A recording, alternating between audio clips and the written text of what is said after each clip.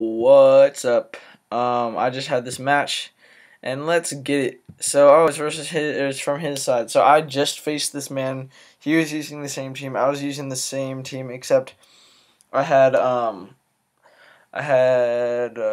Magneton over kecleon, and it was versus this man's team that I had trouble with, particularly this guy and this guy and this guy.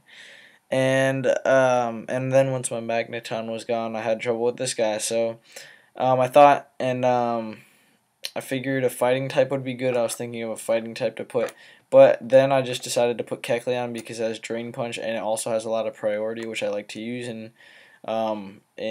junction with my hazards. And yeah, it just really works well with the team. And I was thinking of putting Lipard or kecleon on the team, and with Lipard and kecleon, I think it works pretty well. And actually, this was the first battle I used it in, and no, it wasn't. I used it in the battle before this, and kecleon actually was one of the last Pokemon, and it cleaned up like 4 or 5 mons, so I was pretty happy with it. But anyways, last time I let off my Garbodor, and it was versus his Magneton, and this time I lead off my Garbodor again, and he leads off with his Jinx, anticipating that, I guess, or the Claydol, so it would lead off well versus both of those. And I'm just going to switch out to my kecleon to take any hit pretty well. Excuse me. And scare it out with Shadow Sneak. And I believe I just do end up going, excuse me, for that Shadow Sneak. And he goes into his Fletchinder, and I mean, I didn't really know. I think I go in my Garbodor here to take any hit, being Rocky Helmet and whatnot. And I don't have my Magneton anymore to safely switch into this guy. And he goes to the Swords Dance, which I'm not too worried about. He just goes to the Acrobatics, does a lot to me, takes the Rocky Helmet damage, and I'm finally going to be able to connect this Gunk Shot. I've been missing a bunch of Gunk Shots recently, which is annoying. But he's going to bring in his Magneton. I am just going to go into my Claydol. Alright, and he goes for the Gyro, or the Flash Cannon, predicting that. And let me explain something. So now, I think most Magnetons are analytic, so after my leftovers, I'm thinking he's definitely not going to want to stay in because I could just kill him with the Earth Power. I'm not sure if he knows I have that, but I'm not sure he would want to risk that. I don't think I've revealed all my moves to him, even in the last battle.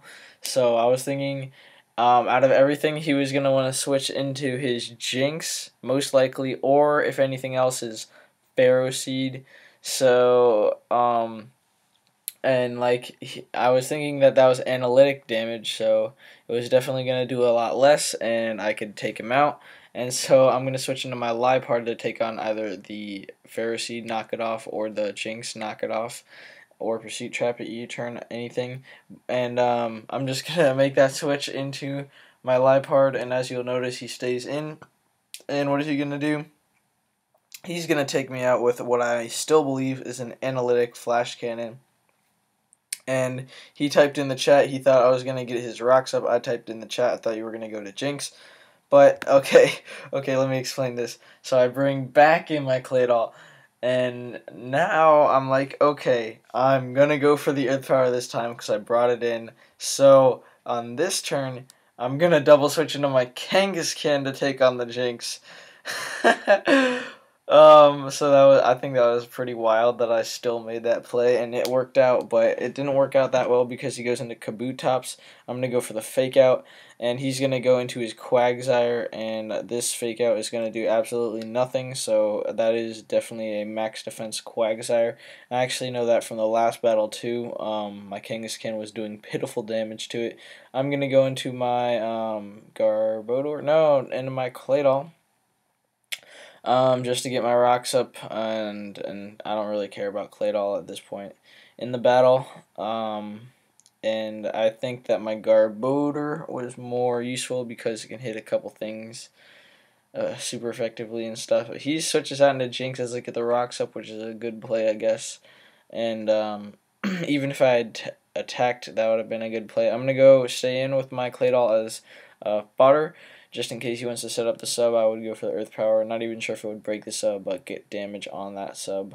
Not letting him set up for free and stuff. Being sleep fodder if you went for that move. I'm going to go to my kecleon, not go for the Shadow Sneak. In fact, I think I go for the Drain Punch on anything that wants to come in. I knew I could live a hit, so if he switched out, I would get that fighting type damage on anything except for Quagsire, which he does bring in. And I'm going to go for the knockoff on this turn, knowing that I'm safe from this Quagsire unless he gets the burn. And he is in fact going to go for the Scald, as I get good knockoff damage. And he doesn't get the burn, but he does get the crit, so I'm happy with that as long as he doesn't burn me. That's all good, so I'm going to be able to go for the Drain Punch and take him out. So kecleon is already putting in some good work. It did a lot of damage to the Fletchinder, which led to its death, and then it took out the Quagsire. So yeah, I'm already loving it. And he brings in the Kabutops. I'm just going to fodder my Ew to get some nice Rocky Helmet and Aftermath damage on it, because I don't really have anything to hit it too hard. Kanga's Earthquake isn't that good against it. But that being said, even with that being said, I'm going to bring my Kanga in to go for that Earthquake. And he is going to switch on to anything to take a little chunk of damage.